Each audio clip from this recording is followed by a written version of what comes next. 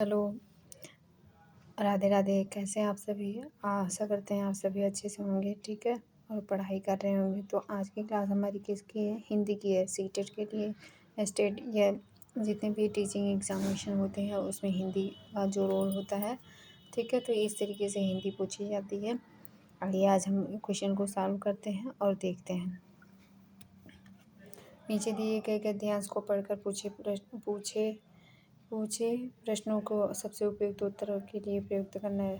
पहले आपको ये गद्यांश दिया रहेगा, फिर उस गद्यांश से 4 क्वेश्चन, मतलब एक क्वेश्चन दिया जाएगा, उसका आंसर निकालने के लिए कहा जाएगा, ठीक है। तो ये पहले चलिए पैराग्राफ पढ़ते हैं। आग के इस लोकानुग्रही रूप का विग्रह अलाव भी है। अलाव मतलब आग का, ठीक, जो न केवल शीत दूर होने का माध्यम है बल्कि लोक की सामूहिक चेतन प्रतीक भी है। अलाव से ही जुड़े हैं नेह छो के अदृश्य बंधन के पास में बंधा हुआ था समूचा गांव। जैसे जैसे बदलाव ने पाँव मारे हैं, अलाव अलाव अब प्रायः स्मृति की चीज बनता जा रहा है। गांव ने नो अलाव के पास बैठकर अपने अपने सुख दुख बांटता था। अब राता जा रहा है। समय के साथ साथ हमारे प्रेम और अपनत्व के दायरे सिमटते जा रहे हैं। शहरों से आयोजित शहरीपन गांव की नस नस में समता जा रहा है। तो दोमुहापन आज की सबसे बड़ी आवश्यकता बनता जा रहा है। ऐसे में चौपाल पर अलाव के इर्द गिर्द बैठकर इकहरे मन से बातें भला किसे रुचे। अलाव को लोक की सामूहिक चेतना का प्रतीक क्यों कहा गया है? यह इसके 4 ऑप्शन दिए गए हैं, ठीक है। यह हाथ सेकने का सर्वोत्तम माध्यम है, ठीक है। इसके चारों तरफ समूह में बैठने का नियम है, ठीक है। इसे जलाने की सामग्री मिलजुल कर खरीदी जाती है। एक दूसरे को कहने सुनने का मौका मिलता है, ठीक है। ये क्या लिखा है? एक दूसरे अलाव में बैठकर अपने अपने सुख दुख बांटता था, ठीक है। तो एक दूसरे के कहने सुनने का मौका मिलता है, ठीक है। अलाव अस्मृत की चीज़ क्यों बनता जा रहा है? शहर के प्रभाव ने गांव की जीवन शैली बदल दी है, सही बात है, ठीक है। बाकी अलाव जलाने की सामग्री समाप्त हो गई नहीं, गांव के लोग के पास समय का अभाव है, नहीं, बिजली आ जाने के अलाव की आवश्यकता नहीं है, नहीं है, ये भी गलत बात है। ऐसे में चौपाल पर अलाव के इर्द गिर्द बैठकर इकहरे मन की बातें भला किसे रुचे। इकहरे मन में की जाने वाली बातों का क्या स्वरूप है? एक तरफा बात की प्रिय लगने वाली बात की उपदेशात्मक, यहाँ पे साफ और स्पष्ट से, ठीक है, ठीक, साफ और स्पष्ट से प्रतीत होता है।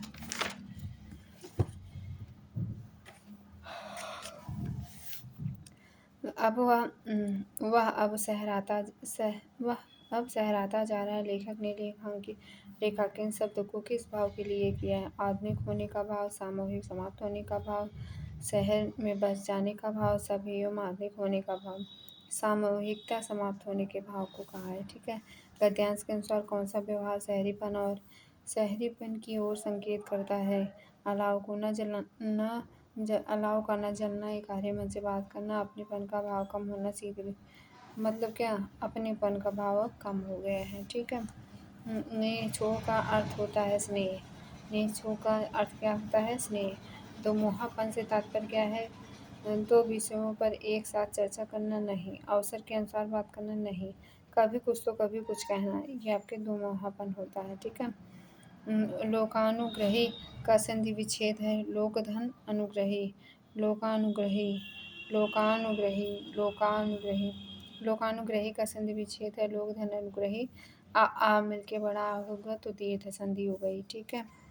अपनत्व में मूल शब्द क्या है? अपन, ठीक है। अपनत्व में मूल शब्द अपना है। अपना रूढ़ शब्द के अंतर्गत आएगा। जिन शब्दों के खंड खंड किए जाने पर उनके सार्थक अर्थ न निकले उन्हें रूढ़ शब्द कहा जाता है, ठीक है।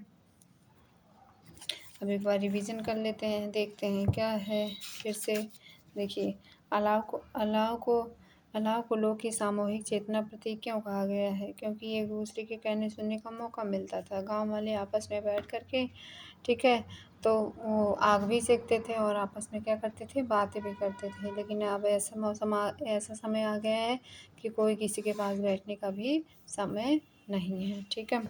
और अलाव स्मिथ की चीज़ क्यों बन गई है? क्योंकि शहर में भी लोगों के पास समय नहीं होता है, तो उसी तरीके की गाँव के लोग भी शैली अपनाना चाहते हैं, तो इसलिए क्या होगा, शहर की शैली ने गाँव की शैली को क्या किया है, बदल दिया है। ऐसे में चौपाल पर अलाव में इर्द-गिर्द बैठकर कहने सुनने की भला किसे रुचे? ये कार्य मन से की जाने वाली बातों का क्या स्वरूप है? सीधी व स्पष्ट बात कहना। सीधी और कैसी बात कहना? स्पष्ट कहना, ठीक है। वह अब सहराता जा रहा है। लेखक ने रेखांकित शब्द को किस भाव के लिए? आत्मिक होने का भाव नहीं, सामूहिकता समाप्त होने का भाव। हाँ, ये सही है, ठीक है। क्योंकि अब इस पैराग्राफ में कहा गया है कि समूह में लोग बैठना तो छोड़, अब किसी के पास क्या है, समय ही नहीं है, ठीक है। गद्यांश के अनुसार कौन सा व्यवहार शहरीपन की ओर संकेत करता है? अपनेपन का भाव कम हो रहा है, कोई किसी से मतलब नहीं रख रहा है, ठीक है, सब अपने काम से काम रख रहे हैं। और आज के मोबाइल टेक्निकल युग में तो हर कोई साथ में बैठा है तब भी अकेलापन है। नेह जोड़ का अर्थ क्या है? नेह जोड़ का अर्थ क्या है? स्नेह। नेह जोड़ का अर्थ क्या है? स्नेह। दोमुहापन का तात्पर्य है कभी कुछ तो कभी कुछ कहना, ठीक। लोकानुग्रही मतलब लोक धन अनुग्रही, ठीक है। आ में छोटा आ छोटा मिल करके बड़ा आ बन जाएंगे, तो बड़ा आ जहाँ आएगा वहाँ दीर्घ संधि होगा, ठीक है। अपनत्व में मूल शब्द क्या है? अपन। अपन क्या है? अपनत्व में मूल शब्द अपना है। अपना रूढ़ शब्द के अंतर्गत आएगा। जिन शब्दों के खंड किए जाने पर उनके सार्थक अर्थ न निकले उन्हें ऋण शब्द कहा जाता है। उन्हें कैसा शब्द कहा जाता है? ऋण शब्द कहा जाता है, ठीक है। अब चलिए इस नीचे दिए गए गद्यांश को पढ़कर पूछे गए प्रश्नों के सबसे उपयुक्त उत्तर वाले विकल्प को चुनिए, ठीक है। चलिए देखते हैं।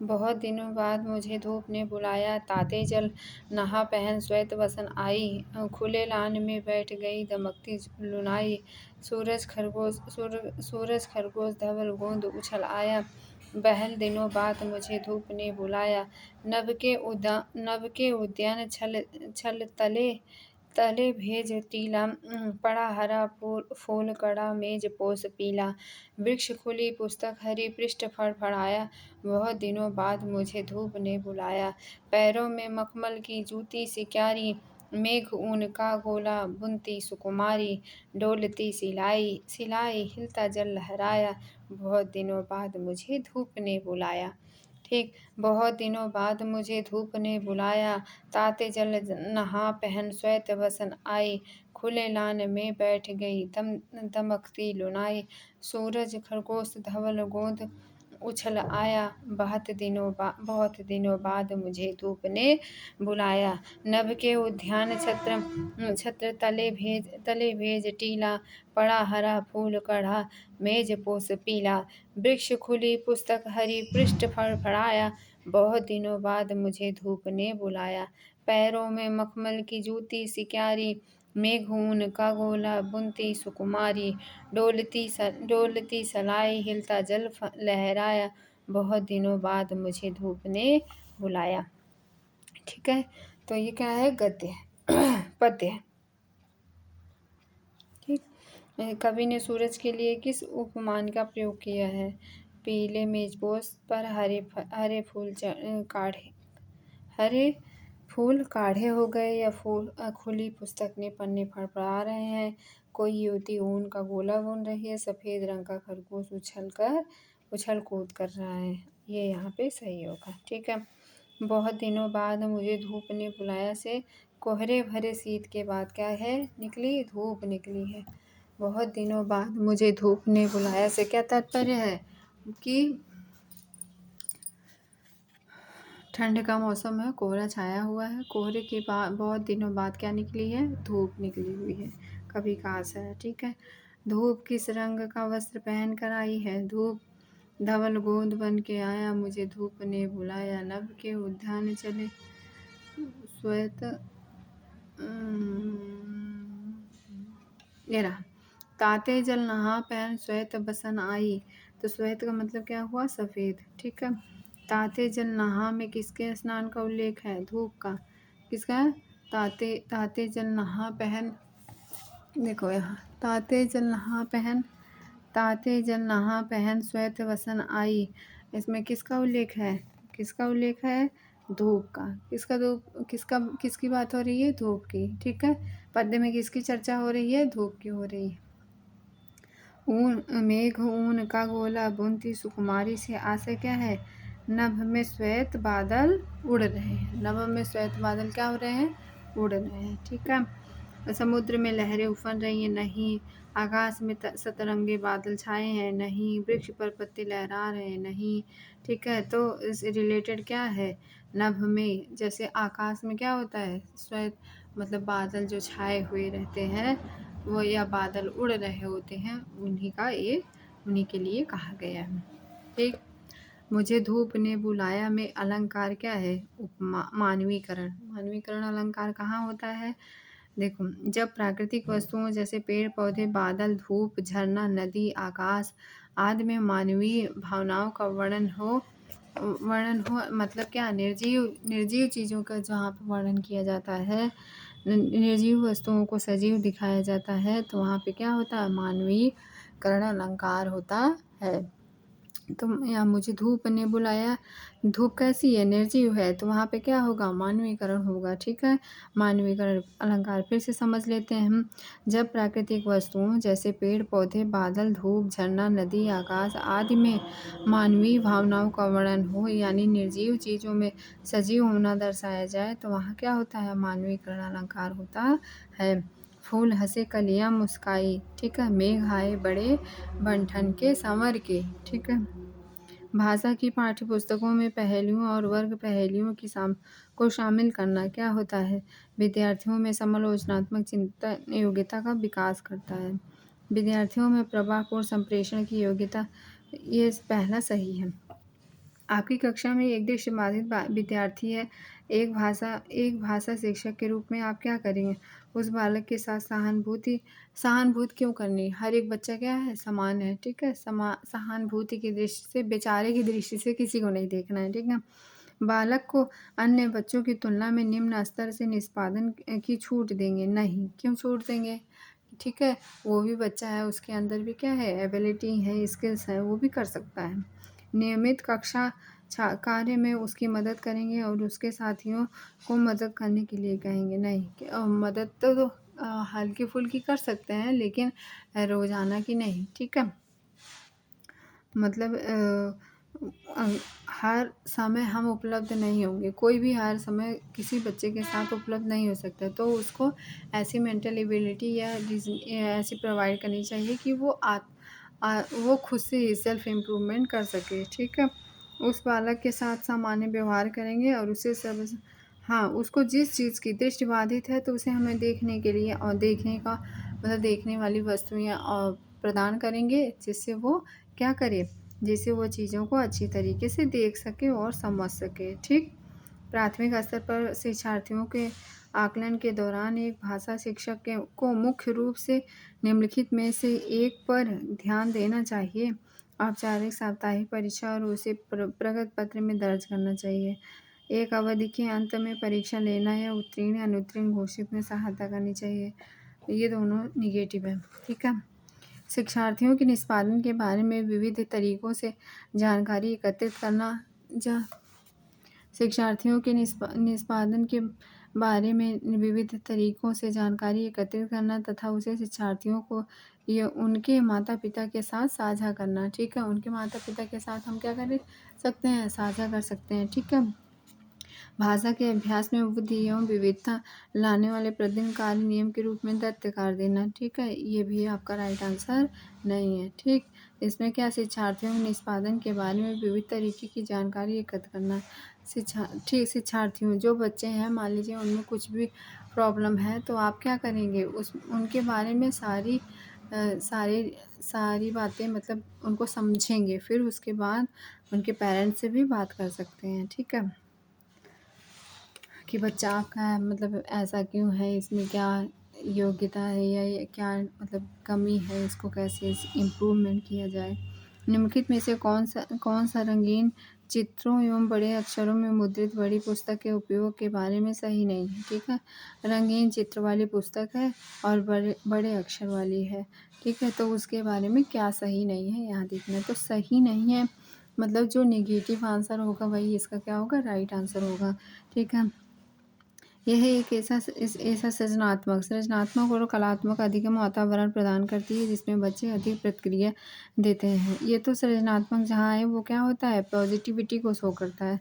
यह एक ऐसा बाल केंद्रित वातावरण प्रदान करती है जिसमें अमूर्त के एक बहुत ही अच्छे बच्चे की पहचान है, ठीक है। अमूर्त संकल्पनाएं पठन सामग्री चित्रों द्वारा सांकेतिक रूप से दर्शाया जाता है, तो ये भी नहीं होगा। यह साक्षरता अभ्यास के साथ साथ भाषा अर्जन के लिए संदर्भ प्रदान करती है, नहीं ये भी नहीं है, क्योंकि ये तीनों आंसर हमारे पॉजिटिव है। यह पाठ्यक्रम की पुस्तक से अच्छी है तथा कक्षावार पाठक या विद्यार्थियों के रूप में पाठ से जुड़े अभ्यासों से मुक्त है। ये हमारा क्या है, निगेटिव है, ठीक है।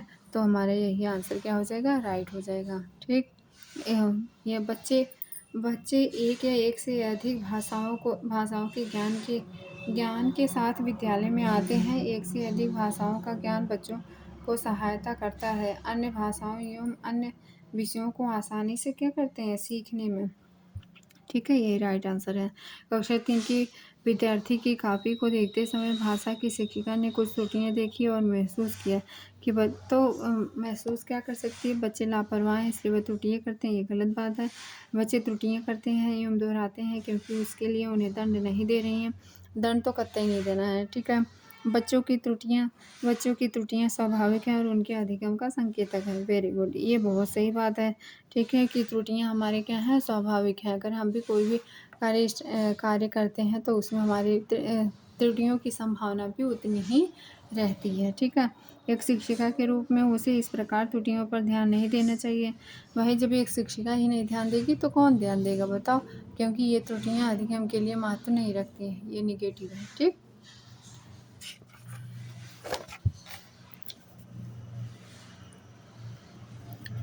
वाइगोस्की के अनुसार बच्चे साथियों के साथ सामाजिक अंतःक्रिया से सीखते हैं। एक भाषा शिक्षक के रूप में क्या सीखते हैं, जोड़े एवं समूह कार्य की योजनाएं बनाएं ताकि वह साथियों के साथ क्या करें, अंतःक्रिया कर सकें, ठीक है। कैसे, अपने पाठ की इस तरह से योजना बनाएं कि वह कक्षाएं में अकेले बैठें।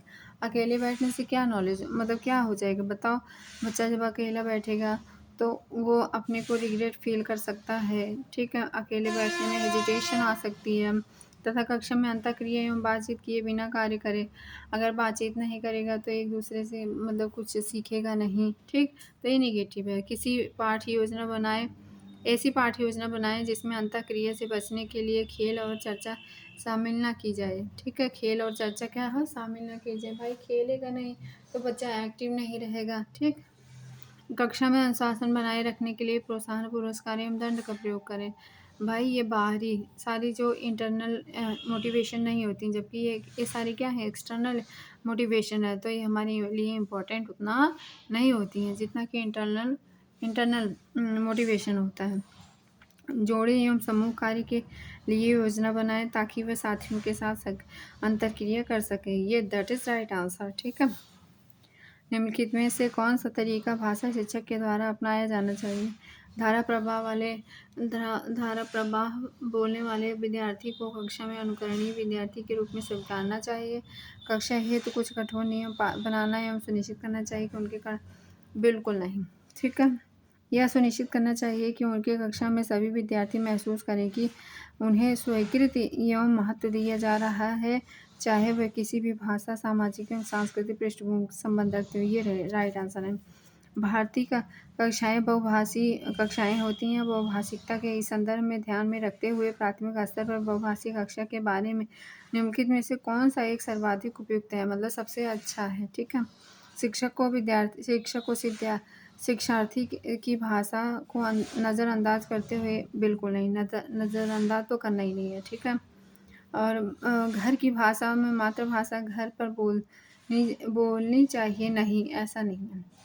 हमारी जो मातृभाषा है, ठीक है, जो हमारी नई शिक्षा नीति आई है उसमें हम क्या बच्चों को उनकी मातृभाषा के बारे में, मातृभाषा से रिलेटेड ही हम क्या करेंगे, उनको शिक्षा देंगे। ठीक है, मातृभाषा को ले करके चलेंगे। ठीक है, भारत में एकल भाषी विद्यालय होने चाहिए तथा शिक्षार्थियों को उनकी भाषा की प्राथमिकताओं के अनुसार प्रवेश देना चाहिए। ये भी गलत बात है। ठीक है, और शिक्षार्थियों को उनके स्वयं की भाषा में संप्रेषण करने और अभिव्यक्त करने को प्रोत्साहित करना चाहिए। बिल्कुल सही। और उनके विचारों का क्या करना चाहिए, हमें सम्मान करना चाहिए। ठीक है, उनके उसको क्या कहेंगे, सम्मान करना चाहिए। That is right answer. भाषा शिक्षक ऐसा कार्य दो जो जोड़े समूह में दिया जा सके। ठीक है, इस प्रकार के अर्थपूर्ण कार्यों से बच्चे एक दूसरे की सहायता करते हैं और क्या करते हैं, सीखते हैं। ठीक है, एक अध्यापक अपनी कक्षा में इस बात पर ध्यान दिया जाए कि एक बच्चे को भाषा पढ़ने व समझने में कठिनाई हो रही है, तो इसके भैया भाषा पढ़ने एवं समझने में कठिनाई हो रही है तो उसको कौन सा रोग है, डिसलेक्सिया, पढ़ने में अक्षमता। ठीक है, पढ़ने में क्या हो रही है, अक्षमता हो रही है, तो उसे कौन सा रोग है, डिसलेक्सिया हुआ। निम्नलिखित में से कौन सा कथन प्राथमिक स्तर पर आकलन करने के संदर्भ में सही है। आकलन विद्यालय आधारित एवं शिक्षण अधिगम प्रक्रिया के साथ क्या होता है, समावेशित होनी चाहिए। ठीक है, उसमें किसका किसका समावेश होना चाहिए। ठीक, आकलन विद्यालय आधारित शिक्षण अधिगम प्रक्रिया का समावेश होना चाहिए। ठीक, निम्नलिखित में से आप किसी भाषा की कक्षा हेतु प्रामाणिक सामग्री के रूप में स्वीकार करते हैं, पाठ्य पुस्तक को कि कार्य पुस्तिका को, समाचार पत्र को, पूरक। इस क्वेश्चन में दोनों आंसर सही है, पाठ्य पुस्तक भी और कार्य पुस्तिका भी। ठीक है, कक्षा 5 की एक शिक्षिका अपने विद्यार्थियों से कहती है कि आप इस सत्र में किए गए अपने काम जैसे अपनी ड्राइंग, कविताएं, कहानियां, वर्कशीट और अन्य सामग्री एक विशिष्ट फोल्डर में रखें। विद्यार्थियों के इस फोल्डर को क्या कहा जाएगा, पोर्टफोलियो। इस तरीके के आंसर में पोर्टफोलियो हमारा क्या होता है, पॉजिटिव, सबसे अच्छा आंसर होता है पॉजिटिव। ठीक है, पोर्टफोलियो। आप विश्वास करते हैं कि मानव भाषा अर्जित करने